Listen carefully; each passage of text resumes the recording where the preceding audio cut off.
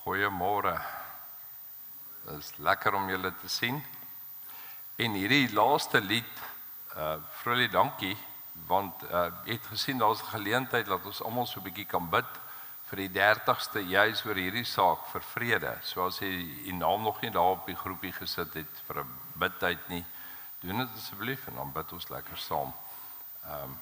En mag dit ook so vir ons uitwerk met die vrede. Daar's verskeie aankondigings wat u mooi kan navolg op dit wat u ontvang het. Ek lig graag uit. Die bazaar kom nou vinnig nader en daar's enkele weke voor die 25ste Julie. Daar's seker goed wat u kan bring. Kyk mooi daarna en doen dit asseblief op tyd, skakel, maak seker dat die goed vir die bazaar uitwerk volgens plan.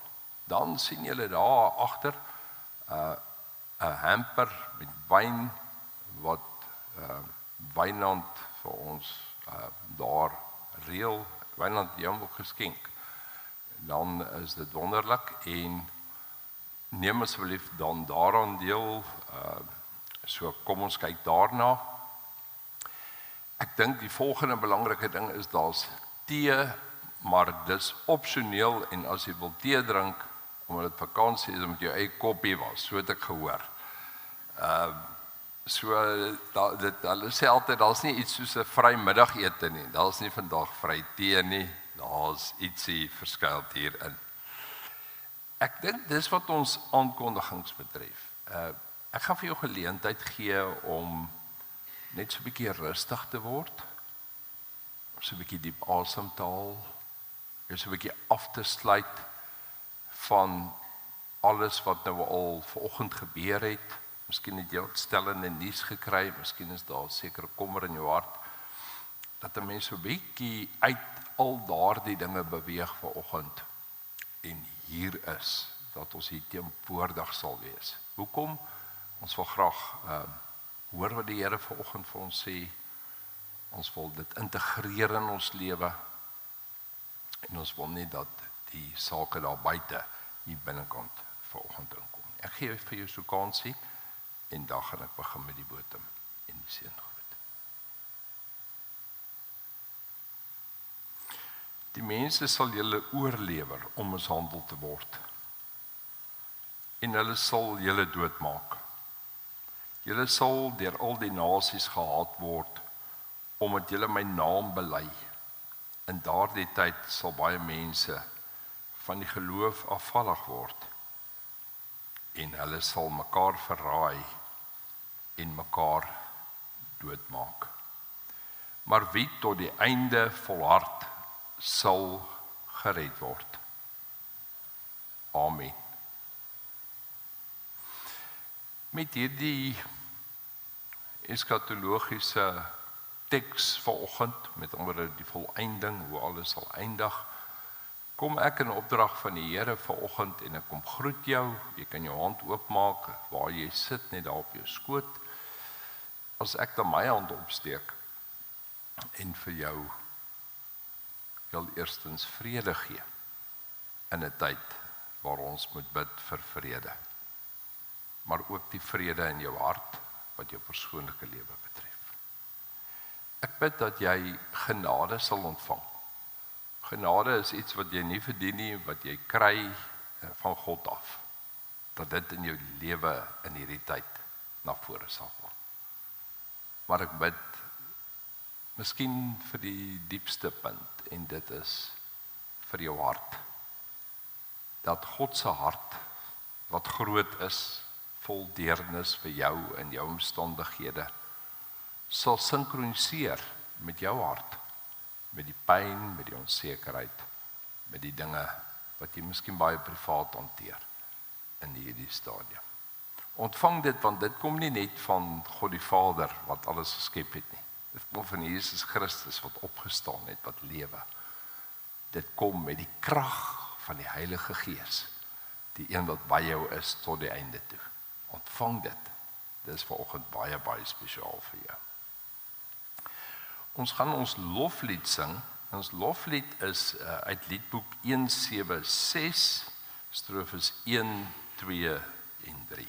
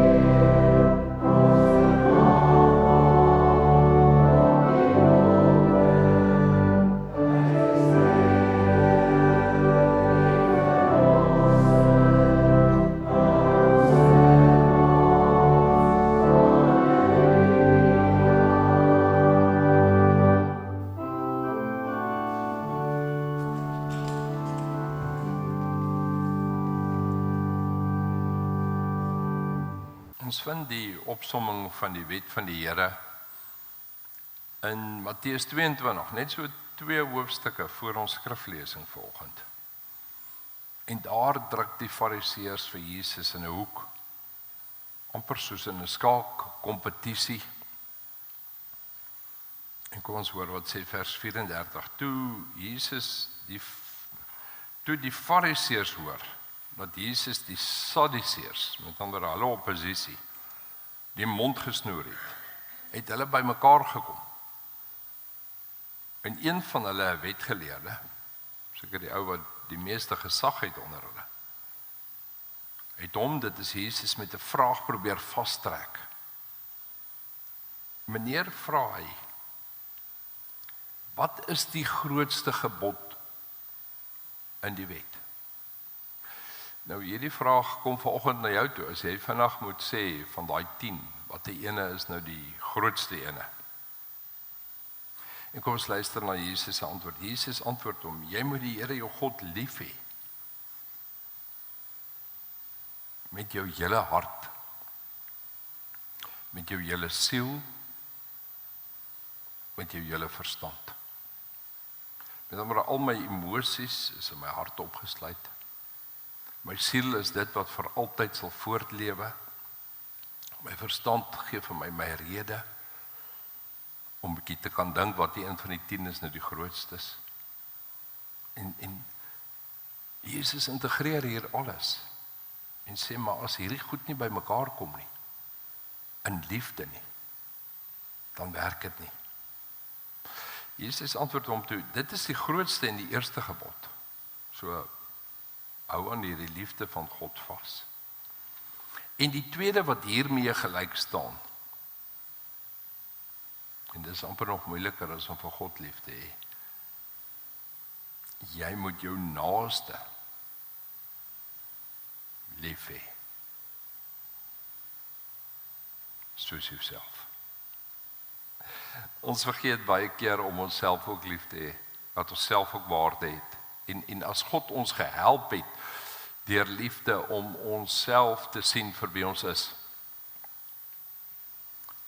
daardie verhouding met onsself in 'n wêreld waar ons afgekraak word, eers herstel is,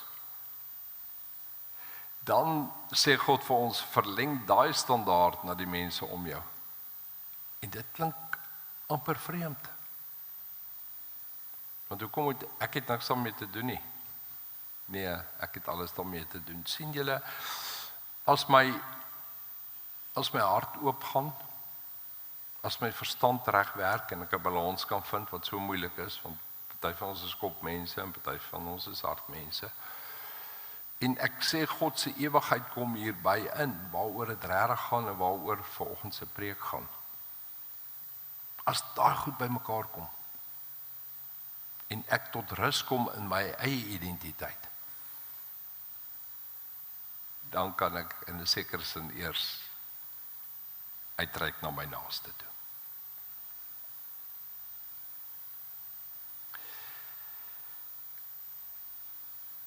Jesus sê in hierdie 2 gebooie om God lief te hê, jou naaste lief te hê, is die hele wet en die profete saamgevat. Miskien het jy in hierdie dae onsekerheid. Daar's geweldige moeilike vrae oor God. Ek het die voorreg gehad om eksaminering te doen deur te kies vir 'n dominee in die week, en ons het 'n boek onder oog gehad van die Duitse teoloog Römer, en die opskrif van die boek is 'n dark God, en dit het in die Ou Testament gegaan met hoekom is daar so baie geweld in die wêreld. En dan kom Römer en hy sê, maar ons kan as ware God nie vasvat nie.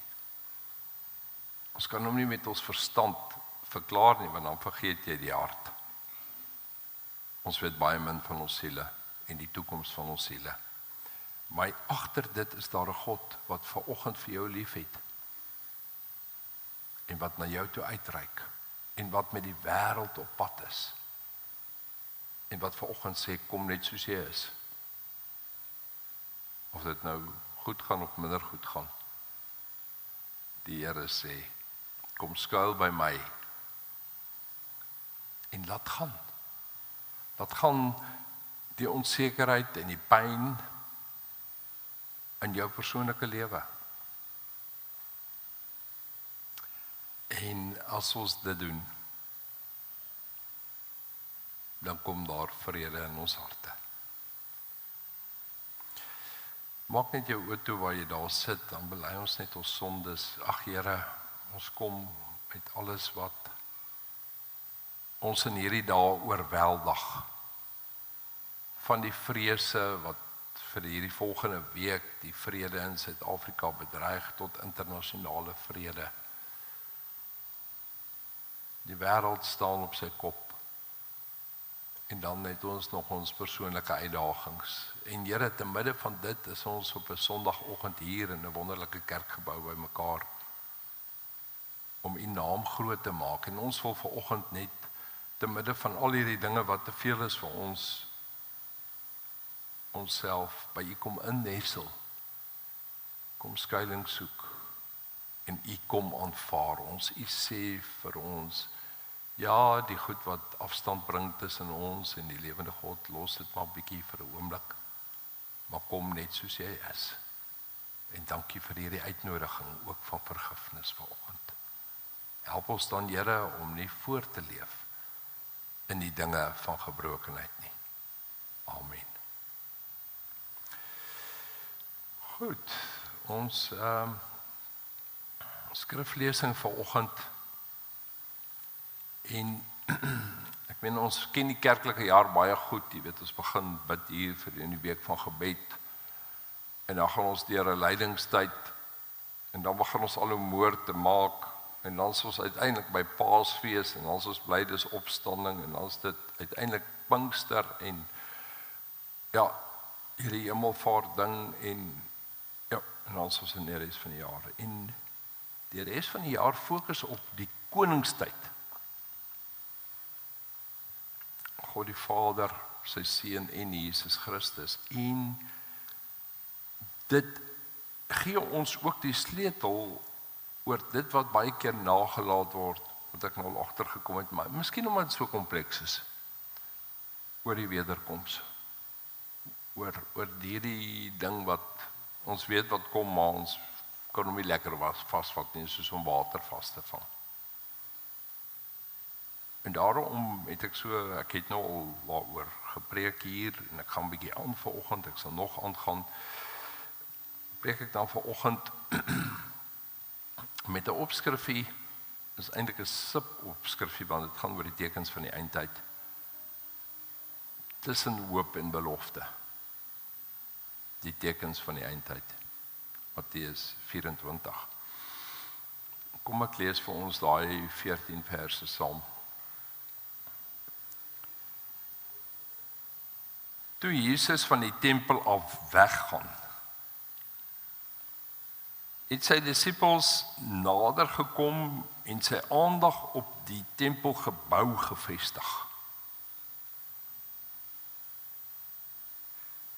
Maar hy, Jesus, antwoord hulle: Julle sien al hierdie dinge, dit verseker ek julle. Hier sal nie een klip op die ander bly nie. Alles sal afgebreek word.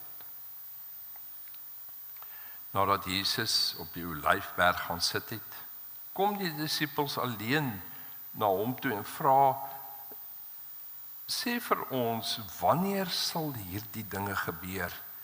En wat sal die teken van u koms en van die einde van hierdie wêreld wees?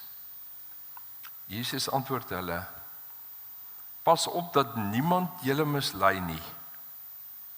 Baie sal onder my naam kom en sê: Ek is die Christus. En hulle sal baie mense mislei. Julle sal deur 'n muur van oorloë en gerugte van oorloë hoor. Pas op. Moenie verskrik word nie. Dit moet kom. Maar dit is nog nie die einde nie. Die een nasie sal teen die ander te staan kom en die een koninkryk teen die ander. Daar sal baie plekke hongersnood en aardbewings wees. Al hierdie dinge is geboortepyne. Die begin van die nuwe tyd. Die mense sal julle oorlewer om mishandel te word en hulle sal julle doodmaak. Julle sal deur al die nasies gehaat word omdat julle my naam bely. In daardie tyd sal baie mense van die geloof afvallig word. En hulle sal mekaar verraai en mekaar haat. Daar sal baie valse profete kom en hulle sal baie mense mislei omdat die minagting van die wet van God sal toeneem. Sal die liefde by baie verkoel. Maar wie tot die einde toe volhard, sal gered word. En hierdie evangelie van die koninkryk sal in die hele wêreld verkondig word, sodat al die nasies die getuienis sal kan hoor. Eers dan sal die einde kom. Tot sover. Wanneer jou kind vir jou 'n komplekse vraag vra, of nou miskien deesdae vir baie van julle wat gryskoppe het, julle kleinkinders, wonder mense altyd hoe 'n mens so 'n kind moet antwoord.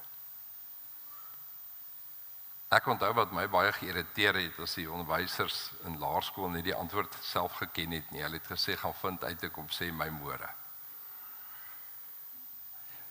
Ek hoop dit het julle ook geïrriteer.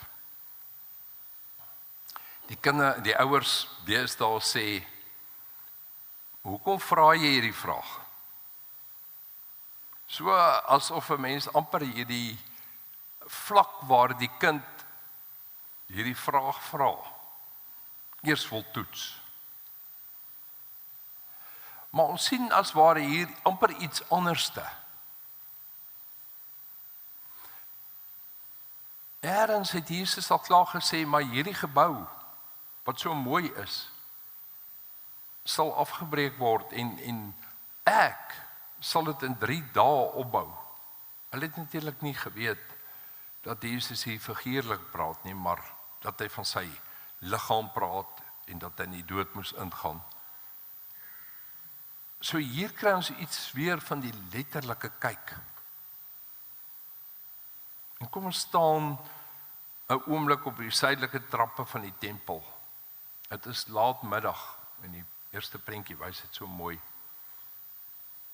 En die son val skuins oor die warm marmer en goud oorgetrekte fasades van Herodes se bouwerk. Een van die wonderwerke van die antieke wêreld. Josephus, die baie bekende en baie aanvaarde Joodse geskiedskrywer, vertel dat sommige van die klipblokke meer as 12 meter lank was. Dat die priesterlike voorhowe so blink was, dat reisigers gesê het, hulle kan nie daarna kyk as die son daarop skyn nie. Hierheen het Jesus nou die disippels gebring. Kinderlik trots. Meester, kyk watter klippe en watter geboue. En dan, so amper ongevraag kom Jesus en hy sny verby dit wat hulle aan vashou en wat vir hulle anker is in die lewe en hy sê, sien julle al hierdie dinge? Ek verseker julle, hier sal nie een klip op die ander bly nie. Alles sal afgebreek word. Dis so, en kom ons vat dit net na ons eie konteks toe, wanneer jy opgewonde is oor iets, jy trots is op iets, jy uitsien na iets en 'n koue bak water, 'n klomp ys op jou neerheen. Dis wat die disippels as ware ervaar in hierdie teksgedeelte. Soveel so dat toe hulle op die Olyfberg net in die oorkant van die Kidron-vallei is en kan terugkyk, het hierdie vraag hulle bly pla, hierdie antwoord van Jesus wat regtig radikaal en ongemaklik is. En hulle gaan terug en hulle sê, maar Here, hoe werk dit dan nou?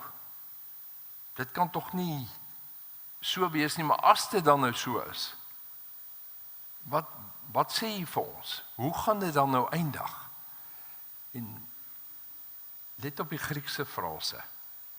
Sin te leia tou anounos. Nie bloot einde in die sin van telos met 'n afsluiting nie, maar 'n volmaking, 'n same voltrekking. Dit is nie die woord vir 'n storie wat ophou en wat sy einde en sy bestemming bereik nie. Die disippels vra dis net, wanneer gaan alles tot niet gaan nie? Maar hoe gaan dit tot vervulling kom?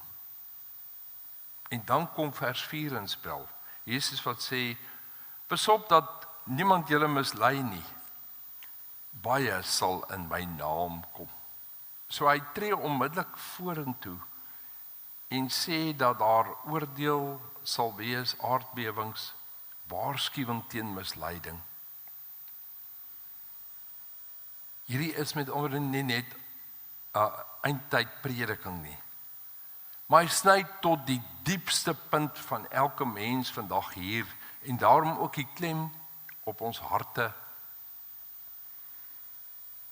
En dit wat ons gesê het uit die wet uit. 'n wakende oog oor jou hart. En laat ek dan nou vanoggend maar insny tot daar waar almal privaat oor hulle eie harte waak. Daar waar ons mense nie toelaat nie. Waar ons osself beskerm.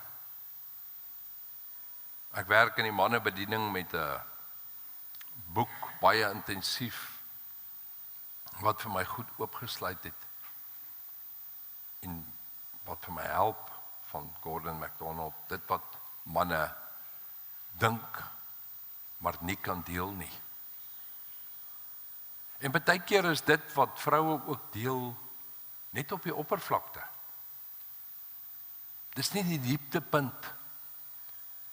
Agter die emosies en die onsekerheid, die besig wees, is daar baie keer hierdie verskuilde, dieper elemente van blydskap of seer, van wegbere, van goed wat ver in ons harte sal gebeur. So, in 'n plek waar ons altyd slegte nuus in die meeste gevalle in die media kry, sny Jesus verby alles. En hy sê, dit wat ek nou vir julle gaan sê, gaan julle ontwrig, en daarom moet julle julle harte beskerm. Miskien het ons harte so beskerm, dat ons 'n klomp goed bo-op gepak het, 'n mooi fasade ophou, amper soos hierdie mooi klipwerk, want ons weet tog, dat onder die mooi van Herodes, daar 'n stikkende lewe was. Maar Jesus sê, ek gaan nie met julle oor Kronos praat, oor die almanaktyd nie. Ek wil dieper praat, ek wil 'n nuwe dimensie oopsluit. As ons oor die einde praat en jy jou hart moet beskerm, beteken dit dat jy God moet toelaat in daai privaat dele wat jy vir ander mense weghou. Ek gee 'n trekkie verder, hou net vas aan jou hart. Jesus gaan voort na vers 5 toe. En hy sê dat dit 'n moeilike tyd sal wees. Julle sal deur 'n muur van oorloë en gerugte van oorloë hoor. Weereens sny hy terug na ons harte toe. Pas op, moenie verskrik word nie. Met ander woorde, as daar slegte nuus op pad is, as daar gebrokenheid is, as dinge gebeur in die media en waar ook al daar onsekerheid is vir die week wat voorlê, as mense wat hier hulle brood probeer verdien het, uitgejaag word, en soos manne vir my sê, maar wanneer is dit dan ander etniese groepe, die Zulus, jaag almal, wanneer is dit dan nou ons beurt, of die Indiërs se beurt, goed wat ons sal onthou van 2021 in hierdie tyd. As al hierdie problematiese goed in jou lewe gebeur, hoe hanteer ons dit? En weer eens wil ek die Griekse sleutels vanoggend met jou deel. Die archai odinoon. Odin is nie net smart of lyding in die algemeen nie, dis 'n spesifieke tegniese woord wat hier gebruik word, wat ons herinner aan Romeine 8 vers 22, waar die hele skepping sug en as ware in barensnood verkeer. Nou ons manne weet niks van barensnood en die pyn waardeur vroue gaan as dit uiteindelik aan die einde van 'n swangerskap gekom het nie. So ek gaan baie versigtig daaroor praat. Die groot Paulus het ook gelukkig nie geweet nie, maar hy gebruik hierdie om te sê dat daar 'n geweldige nood in die wêreld is en 'n mens kan daarop fokus en nie doen wat jy moet doen nie. En 'n vrou natuurlik weet presies in die baringstyd wat sy moet doen. Partykeer het sy die dokter of ander vroue nodig om haar te help in daai proses. Maar uiteindelik gaan dit oor die nuwe lewe.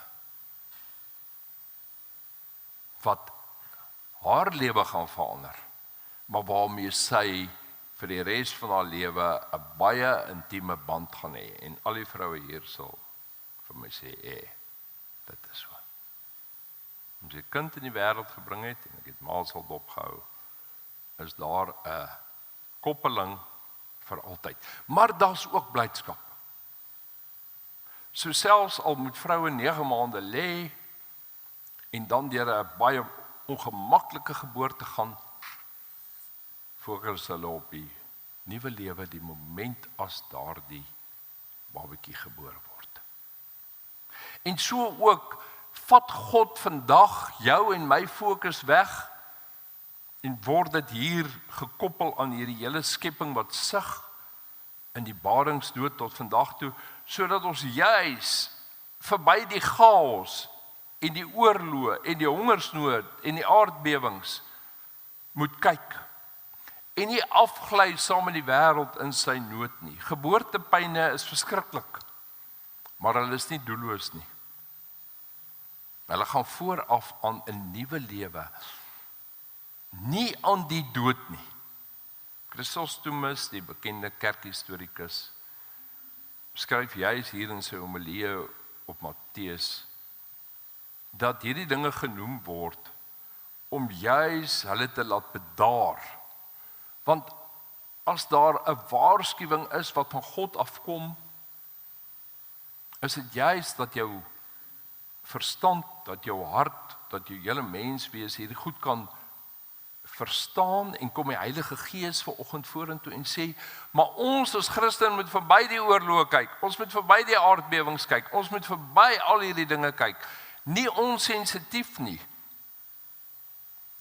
maar omdat die Heilige Gees jou oë wil optel met al die woelinge wat in hierdie wêreld gebeur, na die einde toe, na dit wat Jesus Christus kom doen het, en dat Jesus Christus weer kom.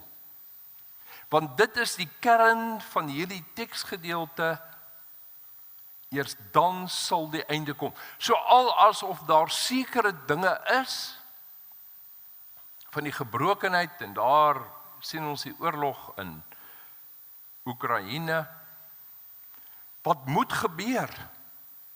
Nou kan 'n mens in hierdie proses, dat daar oorloë is, so 'n bietjie apaties die nuus afsit. Ek moet bely dat ek was hou wat elke aand nuus gekyk, ek het so 'n bietjie myself teruggetree en ek neem so 'n bietjie kennis en ek lees so 'n artikeltjie en ek kry so 'n bietjie die hoogtepunte.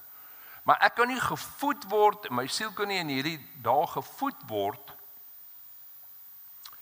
deur nuus wat negatief is en baie keer, ekskuus vir die Engels hier van die kansel af, ek het nie 'n Afrikaanse woord vir fake news nie, maar valse nuus is, misleidende, gedeeltelik waar nuus, ek probeer. Maar dis al asof Jesus dan vir ons sê in vers 6 tot vers 8, tussen hierdie natuurlike onrus, wat later kom, plaas Matteus 'n derde laag, die sosiale en die geestelike vervolging van die kerk self. So, as van vers 6 tot 8, wat vir ons die oorloë eers uitgewys het, en nou volg dit, dat ons deur moeilike tye sal gaan, ons sal mishandel word, mense sal ons doodmaak, daarmee saam is iets wat in hierdie lewe met jou en met my gebeur, ons sal verneder word, ons sal uitgesluit word, ons sal selfs gehaat word. Hoekom? Omdat ons Christene is. En ons wat in 'n stad bly waar Christendom en dit nie reeds die nuwe Jerusalem is dit, weet dat jy baie versigtig moet wees. Daar waar jy by die werk is. En dat jy nie net sommer aannames kan maak nie. Dis alles deel van hierdie beperking hoe ons 'n sekere sin lei, om nie in ritme met ons harte en ons verstand en wie ons is, ons identiteit as Christene te kan leef nie. Maar nou kom hierdie verse in hierdie derde leier en sê, maar dis nie erg genoeg dat hierdie slegte goed gebeur en dat julle dan nou in hierdie proses self leiding sal ervaar nie. Julle sal leiding ervaar, en die werkwoord wat hier herhaaldelik in opduik is planao, die Griekse woord. Is dieselfde wortel as waar die bekende woord planeet vandaan kom. Met ander woorde, daar sal dwaalsterre, sterre wat wel lig gee, maar uit hulle wentelbaan se plek is, sal ons raakloop. Valse profete sal soos dwaalsterre wees, skynbaar liggewend, maar van koers af. En baie, sê Jesus, sal tot struikeling gebring word, letterlik, oor 'n struikval wat voor hulle gespan word. Vreesaanjaend. Dat in die kerk, en selfs die kerk van die Here Jesus Christus, deur hierdie valsheid, deur vals planete, deur vals ligte, deur 'n dwaalster en dwaalsterre ontwrig sal word. Dis wat vers 9 tot vers 11 vir ons sê. Daar sal baie vals profete kom, nie eers bietjie 1 of 2 nie, baie. En hulle sal die mense mislei. Omdat die minagting van die wet van God sal toeneem. En kyk baie mooi, wat gaan dan met liefde gebeur? Die bevriesing van die liefde sal afkoel. Dis die diepste teken hier, wat in hierdie dae met ons sal gebeur. Dis so asof dit wat ek privaat probeer hou het in my hart, en dit wat ek dan nou sosiaal vir myself uitgewerk het, asof al daai boonste pleisters of fasades uitgeruk sal word, en dat ek letterlik sal ervaar hoe my hart oopgesny word, en liefde potensieel uit my lewe geruk word. Met ander woorde, wat doen ek en jy? En ons kan net weer teruggaan. En dis hoekom die skrif so mooi is, want alles kom so by mekaar. As ons gaan kyk na Openbaring se eerste 3 hoofstukke, as Johannes daar op Patmos selfs heeltemal verban van Efese af, gaan sit aan die einde van sy lewe, en God dan die gordyntjie van die einde oopmaak, en hy dan sy pen opneem, en skryf vir die 7 gemeentes. En die sentrale boodskap daar is, julle het my nie lief genoeg nie. En nou bring dit my en jou by ons eie lewe. Ons het gesien dat ons die gevaar van die wêreld moet vermy, en 'n volgende prentjie moet ek tog vir julle wys. En dis die enetjie van die roulette tafel, wat net vir my die simbool is van hoe mense plesier en selfs stokperdjies, en partykeer is dit onskuldig, in hulle lewe gaan inpak,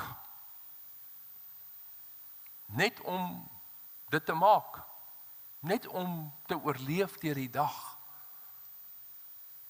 En die Here kom vanoggend, en ek het nie nou weer 'n anti-dobbel preek voorberei nie, dis nie waaroor dit gaan nie, maar dit is net daai energie wat mense soek, en hulle op verkeerde plekke gaan soek. En ek preek nou vir die verkeerde mense, maar julle ken sulke mense, miskien is dit julle kinders, miskien is dit van jou familie, wat ontspoor het as gevolg van die stramheid van die lewe, en dan verkeerde keuses gaan maak. Omdat hulle regtig vasgeloop is. So, my en jou werk is nie om daai mense te veroordeel en sê die dominee het nou lelik teen jou gepreek, jy moet tog luister nie, weet. In daai motief vir vanoggend die preek gaan aansteer nie. Maar dat ons met ander woorde in ons eie harte sal kyk, en dit gaan hier ten diepste na hierdie psigie, die siel, asof Matteus wil sê, in die laaste dae word nie net die klimaat deur klimaatsverandering op en af geslinger nie, maar selfs die siele van die mens. En dan moet ek weer intree en sê, as ons in die wet van die Here gekyk het na liefde, en ons gesê het, ons moet ons harte beskerm, ons moet baie mooi dink, dan gaan hierdie onsigbare lyn verby die streepie wat vir jou getrek is, as jy jou laaste asem uitblaas in hierdie lewe, en jou siel sal voortgaan,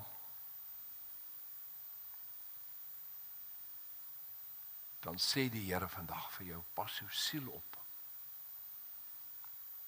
te midde van die goed wat gebeur in jou lewe. En liefde raak mos nou my hart, my verstand en my siel. En daar's baie min preke wat ek gehoor het, waar die Here sê, maar liefde wat in jou siel is, moet jy beskerm, sodat jy, as jy aan die einde van jou lewe jou laaste asem uitblaas, daar genoeg liefde vir God en vir mense oor is, dat jy grasieus daai oorstap kan maak. Sien julle, dat as ons nie ons siele beskerm in 'n tyd van chaos nie, ons siele gaan afkoel. In tye as mense jou hart wil breek, en almal van ons se verstand aangeval word, met wat is die waarheid? Wat is vals? En dit sal ons op verskillende plekke kry. Tree God vanoggend vorentoe en sê, kyk baie mooi na jou siel in hierdie tyd. Volhard tot die einde toe, en ek begin af te sluit. Ek lees saam met my vers 12, vers 13. Maar wie tot die einde toe volhard, sal gered word. En hierdie evangelie van die koninkryk sal in die wêreld verkondig word, sodat al die nasies die getuienis kan hoor, en eers dan sal die einde kom. So ek kan so mooi en so bevrees en so onseker vanoggend sê, maar okay, ek het gehoor, die dominee sê ek moet na my hart kyk, en ek moet na my verstand kyk, en ek moet selfs na my siel kyk, maar ek kan nie die groot opdrag tot die einde toe doen, om iets aktief met al hierdie goed te doen nie. En God sê vanoggend, te midde van 'n wêreld wat stikkend is en jouself seermaak, hou by wat ek jou geleer het, Titus, Timoteus, verkondig die woord, tydig en ontydig, sê 2 Timoteus 4. En doen dit op 'n manier waar liefde vir jou vlerke gee. Dat as mense jou veroordeel, of as mense nie daarvan hou hoe jy die dinge doen nie, dat die Heilige Gees jou albatros is wat vir jou voor jou uitvlieg en vir jou koers aandui, en dat jy 'n baie intieme verhouding, wat dit is hoe ek aan my siel gekoppel is, met die Heilige Gees in lewe. Ek gaan nog steeds na mense toe. Ek gaan bemoedig hulle. En is Westville nie vir my 'n pragtige gemeente waar julle regtig deernis het vir mekaar nie? Ek sien dit. En as ons daai deernis in ons lewe verleng na ons bure toe, na die ander kerkgemeenskappe wat ons hier ontvang, wat ons ook doen, dan gebeur daar iets in die kerk van die Here Jesus. En dan maak dit, en daarmee sluit ek nou finaal af, dan maak dit nie regtig saak wat met my in die proses gebeur, of hoe oorlog uitspeel, of hoe Zulu mense op 'n bepaalde manier optree nie. Want ek volhard tot die einde toe, soos 'n atleet wat sy fokus het op die wederkoms van die Here Jesus Christus, en sê, dit maak nie saak wanneer dit is nie, Here, ek is reg. Ek gaan nie afkoel nie, ek gaan nie toelaat dat mense my hart vernietig nie, dat mense my wegrokkel met valse ideologieë nie.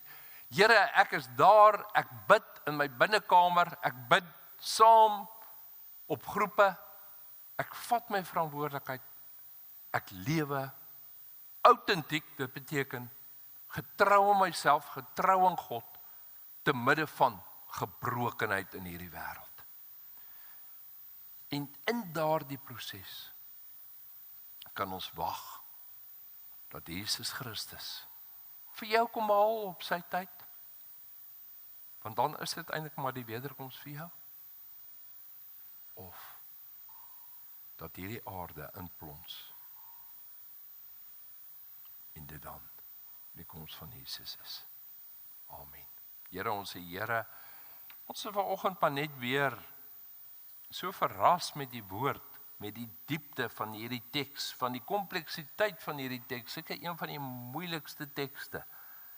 En Here, U het miskien maar net begin om hierdie teks vir ons soos 'n ei te begin afskil. Maar laat U die naprediker wees van hierdie teks in ons lewe. Here, ons wil ons harte vanoggend voor U kom lê. Ons wil ons verstand oopmaak. Dat ons nie vanuit ons menslike kapasiteit sal probeer dink hoe hierdie goed uitwerk nie, maar dit sal resoneer met dit wat U vir ons gee. En dan kom bid ons, Here, vir ons siele. Maar ook vir soveel siele hier om ons, Here, wat ons weet wat nie liefde het nie, wat haat het. Here, wat nie die fokus het op die wederkoms nie, maar hulle eie koninkryke. Breek dan daai koninkryke af, Here, en vul dit met die koel vars briesie van die Heilige Gees. Dat ons nie sal afkoel in die liefde nie, Here, maar dat ons juis in die liefde sal toeneem. En dat hierdie liefde, wat in ons harte en ons verstand en in ons siel is, Here, ons sal soos 'n magneet trek, soos 'n visie trek na die einde toe, om te volhard in moeilike dae. Ons eer U en ons plaas onsself, ons families, hierdie gemeente ook in U kosbare Vaderhande. In Jesus se heilige naam bid ons dit. Amen.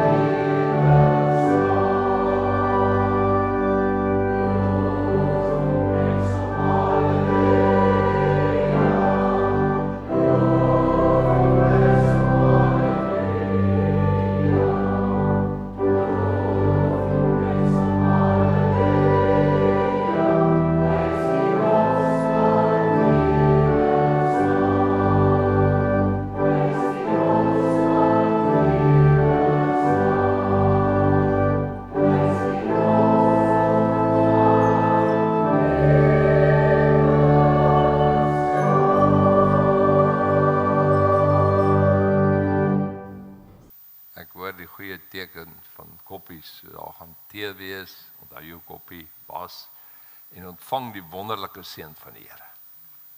En gaan leef in sy vrede, totdat die jou kom haal.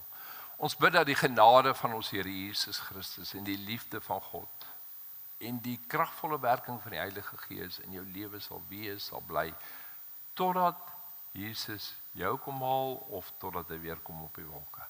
Amen.